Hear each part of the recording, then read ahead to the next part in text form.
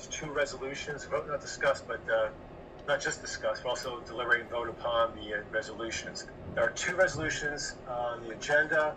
First one is 914-930 Monroe Street, files HOP-23-15. So a copy was circulated amongst the board members. There were several revisions. Ms. Nabby, could you please give us the status of this resolution? I know there's some questions were raised by the applicants council, as well as some of the objectives council, as far as what they would like to see in this resolution. Can we address those, please? Be happy to. I believe, and I don't want to speak for Mr. McLeod, but I believe that he has approved the resolution. I did have the opportunity to speak with the council for the Doric today. She sent over a proposed list of conditions, and I just want confirmation from Mr. McLeod that he's seen it and that he agrees to it. I can read it into the record.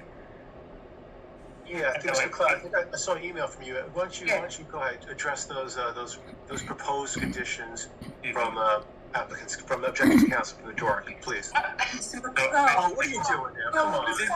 Yeah, really. That is too cute. She just dropped something at her foot, so of course she runs in screaming, "Daddy, daddy, daddy!" And like 5 minutes. But anyway, for compassion, it's not going to happen. We're cold. Exactly. Is that supposed to get sympathy from the board, or yeah? You already approved the application, so thank you. If I may, there were 6 conditions, and there was one adjustment that was made by Mr. McLeod. If you don't mind, can I just read them? Sure, please. The first is that the standards to be met are the highest state or federal standard per the Hoboken Municipal Code, which is the FTA, Transportation and Construction Guidance Manual, April 2020. The next condition is the applicant shall include on the structural plans the installation methods and equipment selection for the piles and the foundation. Number 3, the applicant agrees to utilize non-impact vibration methods to install piles, or where such method is not feasible, a drilled method. Number 4, geotechnical reports, structural plans, and specifications will be provided to the Doric for review 30 days prior to the submission to the building department for permitting. 5, the applicant will conduct pre- and post-construction structural and architectural surveys of the Doric provided by a properly qualified and independent licensed professional. Let me first read the condition 6 that was proposed by Ms. Lomello. 6 currently reads, the applicant will provide real-time vibration monitoring supervised by a qualified independent licensed engineer, limiting vibrations to 0.12 ppv. Mr. McLeod, you can inform us later on what that is. 0.12 ppv on the Doric building and the parking structure, with adjustments to construction methods as needed to prevent further peaks above the vibration limit. And I believe, Mr. McLeod, you said your client will do the monitoring? Yeah, that's what we had discussed with the Doric and represented during the July 2nd hearing of the board. Just to clarify, I know there was some question between Ms. Lomello and I, and she's actually texting me right now. I think she's on. I'm on camera. It might be frozen, so I am. And that's what Maeve thinks of that. But the biggest question was there were the 6 conditions. 1 through 5 were fine, and number 6 we just had the open question as to would a qualified professional be used for that surveying, and the answer to that, or for the monitoring rather, and the answer to that was very clearly yes. So. And you're okay with the 0.12 ppv standard placed in there? I candidly have no idea what that standard is, and Lisa and I were talking about that, and I think just to clarify, it is in essence what's outlined in 1. That would be the standard 0.12. It's vibration standard, so it's covered. It was just really to clarify, but it's actually covered in one, which is the, I It guess comes it from spells that. it out. So I have no problem with any of these conditions if Mr. McLeod, if your client agrees to them. Yeah. Although some of the stuff I think is more appropriate for a settlement agreement than for a resolution. Be that as it may, if there's no objection and you're okay with that standard 0.12 ppv, I really have no objection to that. I don't think how the board members feel about that, putting all these specific these conditions in there. I have no problem with them if you're okay with it. Well, Mr. Yeah. Chair, I have a problem with it. Okay. I mean,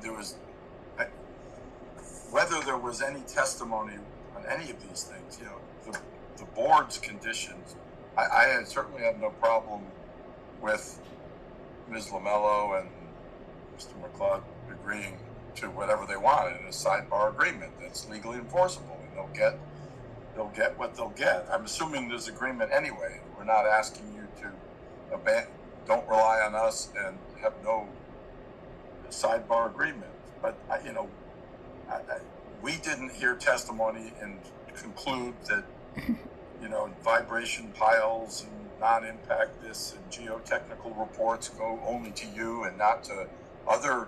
Why doesn't Sarah get the technical reports too? Why doesn't, you know, I mean, I don't know why we're being asked to bless a deal that you have struck, which is fine, you know, as the chair is saying, none of this is objectionable other than we are being brought in to ask to affirm your arrangement that you have negotiated, and why should we do that? Why do we need to, for your sake? Again, I think most of the things I think are enough. One of the things I think that is important though is they put on the plans the installation methods. I think that is appropriate. But Mr. Mistaw, I get your point. Again, I don't think anything is just as outrageous, but again, the point is we are not the enforcement mechanism between these individuals, between these parties. And if that's your point, I understand that. But I don't think it's really... What standards were you talking for the first one? Highest, and you know, I don't know what those are. They weren't. Had they been explained during the board meeting, people might have said, "What is this? Why is this? Does that make sense? We don't agree. We do agree." You know, I mean, I understand what piles are and using non-impact, low vibration. I mean, the concepts make sense, but going up to your building and doing a pre and post construction inspection as a condition of our approval, we never even thought about that or talked about it, or, you know, why wouldn't we do that for every building in a 200-foot radius? Why just, you know, and then real-time vibration monitoring, why wouldn't we do that with everybody? We're playing favorites here, you know, I mean, that's kind of where I'm coming. Well, again, as far as the surveys, the specification, these surveys, the conditions are not that they have to meet a certain standard. The question is, they have to provide this information. That's what's being required. That's the way I read these proposed conditions. And again, with the standard, there was no testimony on that. My point is that I think with respect to simply providing information such as putting on the plans the methods, I have no issue with that. I think that would be appropriate. We've done that in other situations as well. But again, we're not here to enforce their agreement. If your concern is that this will not be used as a enforcement method, I would prefer not to have it in the resolution then. They have their agreement. So that's just my perspective on it. They're not opposed. If the applicant's not opposed to it, I don't have any great objection to it. But at the same time, we're not saying you applicant must do these things in order for us to give you an approval. I don't know if that's a little inconsistent, but... Can I just chime in real quick? I agree course. with you, Chairman, and Commissioner Doyle. The aspect of this is that if there's one of these stated conditions that is breached or alleged to be breached, and we're a party to it, then guess who has to show up in court to defend? And I don't want to do that. I don't want to be in that situation. when it comes to these. I mean, when it comes to as far as the monitoring, if there's any suggestion that we have to monitor the levels and make sure it's within certain parameters, I don't want to do that. I'm fine putting on the plans what the method is going to be. That's fine, but I'm not going to say that that has to be a certain standard has to satisfy. That's not how I read these conditions, proposed conditions, that we have to make sure that it meets those standards. Just that's what they'll be monitoring. But again, we should not be enforcing monitoring either. I agree with that. And if we're not interested in them, I mean, in other words, if they're not essential for us and they're not a precondition, what if there's, as it's a very good point, Mr. Nabby, if there's a claim that one of them has been breached, can we just ignore it, or if it says that this condition for approval has been breached, then we can't turn a blind eye. No, that's fair. No, I was not aware that we could be stuck in that situation. I prefer not to be hauled into court for something that really is agreement between the parties. Again, I will repeat, I do want to put on the plans the installation method, but other than that, I don't know that we have to get too involved. And Mr. Chairman, Yes. sorry. That's 100% fine with me. And sorry, the screaming baby is now in the other room. Good. Consider yourself lucky. And we had already put in the non-vibration conditions and discussed that, I think, with some specificity, just conceptually at the July 2nd meeting. Beyond that, I think Ms. Lumello and I have always said, and we've represented to the DORIC, and we represented on the record then and will again tonight, that the proposed conditions are those that would benefit the DORIC in this, and spelled out the terms of a settlement agreement. And I'm not daft to the council president's concern, nor yours, sir. And if it's appropriate to say, listen, the low impact vibration requirement and the certain installation requirement will be conditions. The rest of it, you guys sort out between yourselves. I think we've already kind of come to that agreement anyway. So we can certainly do that, and that keeps, I think, the board clear of any issues and keeps you in the best role for you, which is being a planning board and not an enforcer of whatever other terms might exist in the world. Right. Lisa, is that okay with you? And just to be clear, the intention is not to have the board enforce this in any way. Ultimately, the conditions, proposed are intended to, make sure that these conditions get on the plans, right? That the vibration methods are Right. on the plans, which was spelled out in there. That's really the intention, so that everyone who's working on the project, who's not going to have the settlement agreement in their hand, Right. will have the plans in their hand, as will the building department. So Right. that was the intention of putting that information on the plans. But Right. certainly it wouldn't be for, it's fairly standard for conditions that would be on the plans to be included in the resolution of approval, just as any, sort of municipal engineer's review letter would, place conditions. There would have conditions that, would require some plan revisions. This is really just to ensure that all parties on site understand the conditions. So not to bind the board for enforcement. Right. The way I interpret these conditions is that they'll appear on the plans, and then you have to follow the plans. Not that the board has to come in and say, okay, you violated this resolution. Right? Exactly. You violate the resolution if you don't put it on the plans. That's how I perceive this. But at the same time, I don't want to be in a situation where the board gets that's the court. intention. Okay. Well, that would be the intention, but will that be the result, the consequence if we put those conditions in there? It sounds like it might not be. For some of the things I think they should be on the plans, but as far as meeting certain standards, I don't think we can put that on the plan. I know I'm being repetitious, but just to reiterate, though, that standard in condition number 1 is actually in the Hoboken Code. We pulled it straight from the ordinance, so Okay, so there's that mechanism then if you enforce that won't drag the board into it. It'll be like, hey, we have this information. You construction department, here's what's going on. Do something about this. Is that what you're suggesting? We were just clarifying, so it was clearly spelled out in the resolution what the Hoboken ordinance standard would be for this building, for this particular build.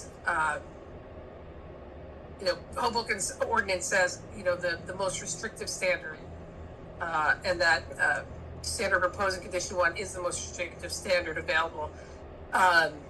And so that would come out of the code. We're just have requested that it, be a condition of the resolution so that it could be on the plans, again, just for clarity's sake.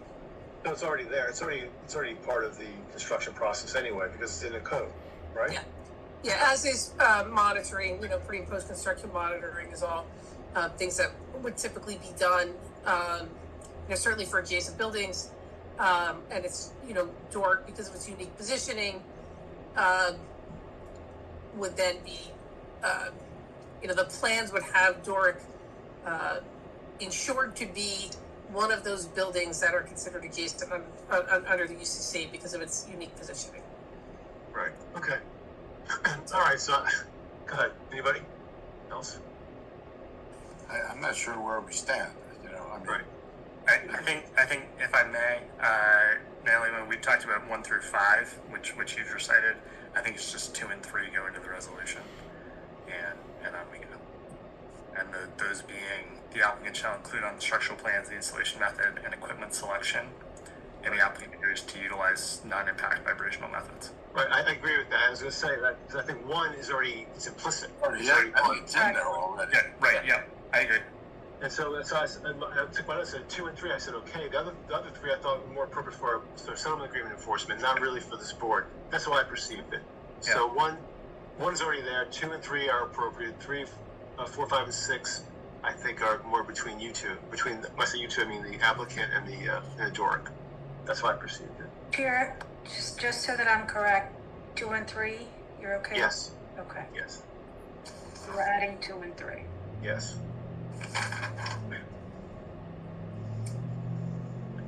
And then, yeah. I thought there was something about vibration already in one of our conditions, but maybe. But anyway, I guess it can't hurt to add it. Yeah, you've definitely got, Councilman Doyle, the requirement to, comply with all standards and laws and all that, which becomes the fun catch-all in that world. So, to Ms. Lamella's point, it's already in the code. They've extracted that standard from the code. So our obligation kind of runs with it. I'm referring to 2 and 3. I'm sorry.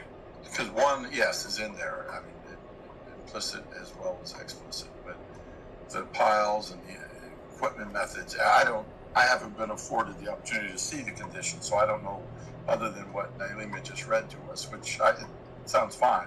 But what I'm questioning is it done? There was something in there already about method of vibration without, pile driving in a certain way. You don't need to have 2 conditions say the same thing over. I agree. I'm looking, Commissioner Doyle, at page 27 of the transcript that I prepared, number 2. And it reads, based on the representations of the redeveloper and the Doric as placed on the record through their respective counsel on July 7, 2025, the redeveloper agrees not to drive piles and stipulated it will use a vibrational driver or drill method where vibration is not otherwise feasible. So is that one of the two That would be 3. That's kind of 3. So 3 is redundant. 2 is the one that says you have to put on the plan. You have to put the information in the plan. On the plan, excuse me. So 3 might be somewhat redundant. If it is, we will not include it, but 2 will definitely be included. Under this discussion. Yeah. Okay. We're agreed to those. Thanks, Mr. Chairman. All right, thank you. So Are you okay with that, Lisa? You're on mute. Ms. Lamello? Yes, thank you. I thank you for noting the mute, but that's good for us. Okay, fine, all right, thank you. Thanks. All right, I know Mr. McLeod, you had an issue with respect to the tractor trailer prohibition post-construction. Do you still want to pursue that? Well, I think it's just I want to make clear that really this it was more of a condition the site is designed, and if you go back to Mr. Curtis's testimony, Right. it wasn't and the only reason I raise it is there are a lot of things that the board will impose as a condition of approval and say, hey, we considered this and exempted it. This is one where the building was never designed to accommodate that, and it's really more of a standard principle than anything else. Okay. Yeah. Because I think I agree with Mr. Curtis said. The design is that it will not be tractor trailers, will service property. And I think that if at some point the applicant or the property owner wants to change that, they can come to the board and look and get relief from that provision. But I think at this point, it's consistent with the testimony that was given. There's support in the record for it. So I think it'd be okay to leave it in place. But if at some point you want to, send us a letter, ask us for some relief, and I think that would be the appropriate method going forward, because this resolution with that provision in there is consistent with the record. And that's kind of where I stand. If that's okay, if that makes sense to you, whether you agree with it or not. But yeah, hey, listen, your resolution, Mr. Chairman. So yeah, no, I understand where you're at and agree that the testimony really, we're both saying, hey, the testimony said that it wasn't designed this way, and if you want Right. from that provision, you're going to have to come back to the board either Yeah. way. So I agree there. Yeah. Okay, thank you for that, Mr. McFadden. Yep. All right, anybody else have any comments, questions, or concerns regarding this proposed form of resolution? I see there's a hand raised in the public comment. There's no public input on the resolution. This is simply for the board to decide upon the terms of it, and council have an opportunity to be heard because they participated in it, and they have represented the parties that were involved. Okay, thank you. Again, any board members have any comments or questions regarding this resolution? I had a question for Cameron.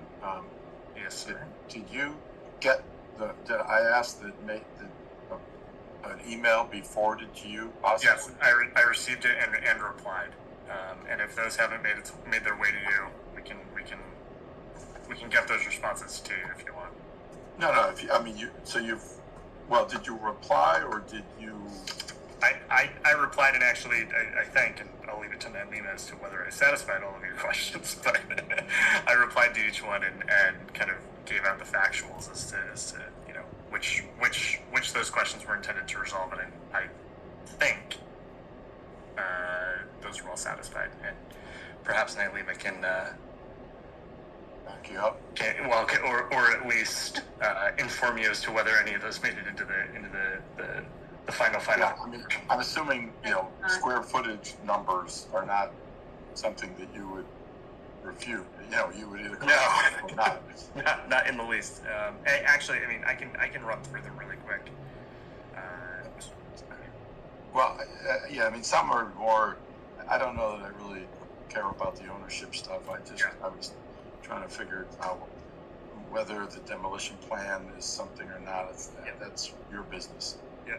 No. So really quick, and just I'll just run them really quick. It's the correct number on the square footage was 50,394 square feet of commercial space. Yep. Okay. The ownership question. It's owned by the property's owned by three entities. All three are designated redevelopers. We went with Monroe Properties LLC as the applicant before the board, with signed agreements with both other entities saying, hey, proceed accordingly.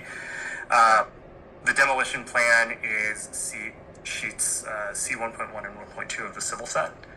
So it's included in that. Yep.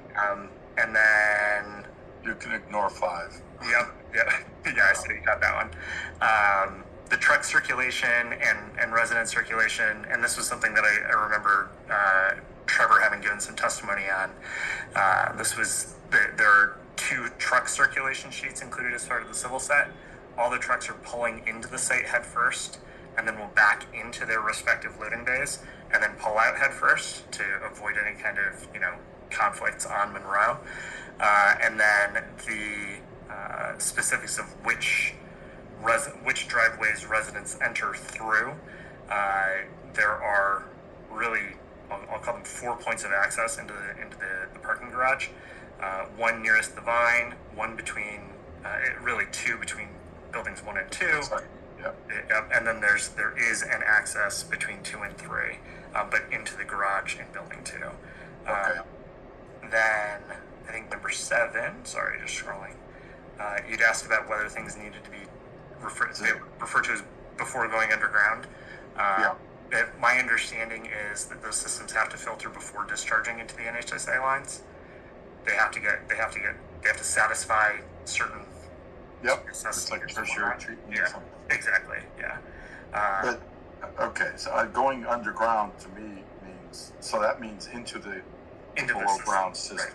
Right. Into the cistern. Not into the groundwater. Okay. Right, exactly. And then there is only one automated control valve for all 3 detention basins. Okay, Something I'm NHSA surprised. asked. Okay. Yeah, that was an NHSA ask. And then you caught an interesting numbers question, which was Frank had testified as to the parcel area, and then Mr. Curtis had testified as to the decrease in impervious coverage. I went back and looked. Trevor's testimony required the inclusion of half of the right-of-way in the impervious coverage because of how the NHSA does their obligations. So that's why those numbers are larger. Okay. I agreed with you on number 10 with regard to whether the city or somebody else should be making decisions as to who gets Knox box. And then ACM is aluminum composite material. So there you go. Great. Thank you very much. You're welcome. Sounds like I had quite a fun afternoon trolling through plans and trying to remember. it gives you a reason to get out of bed in the morning. Other than Maeve. Yeah, right. Thank you. All right, Mr. Murphy, your hand was raised. Do you still have a question or a comment? Yes, thank you, Chairman. Maxwell Marker, Jason Lamparello, Malacapuz on behalf of the City of Union City. My one comment relates to page 27. It's the board's conclusions of law, number 4, which states that the board finds objections raised by Union City to be based primarily on impacts related to view sheds. And, if the board could give any further explanation on that finding, as the board knows, Union City presented experts or testimony from fire safety experts and professional planner, cross-examined all the various applicants, experts. So I just felt that the language, including principally related to view sheds, may have been over encompassing. Thank you. I'm sorry, Mr. Murphy. Where again on page 27? So page 27, number 4. And this was a draft that was sent to me earlier today, so if there were changes. No, I see. Yeah, it's on 26 of a prior draft. Okay, thank you. I Thank see. you.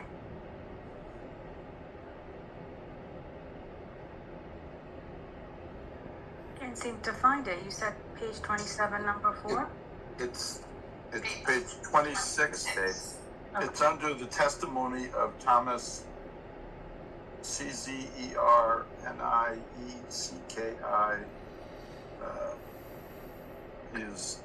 is a Union City planner. And following that, there were 9 conclusions that the board made. Number 4 is the one. Yes, the board makes the following conclusions of law, and then it outlines. Number 4.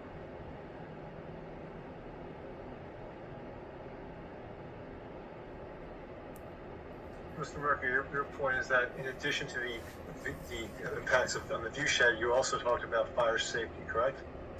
Yeah, I think it was just maybe simplistic to just say it was principally related to view sheds, where there was, other testimony. Right. So what other areas would you include besides fire safety? I would include fire safety, view shed, and objections, not necessarily objections, but extensive cross-examination of the applicant's witnesses.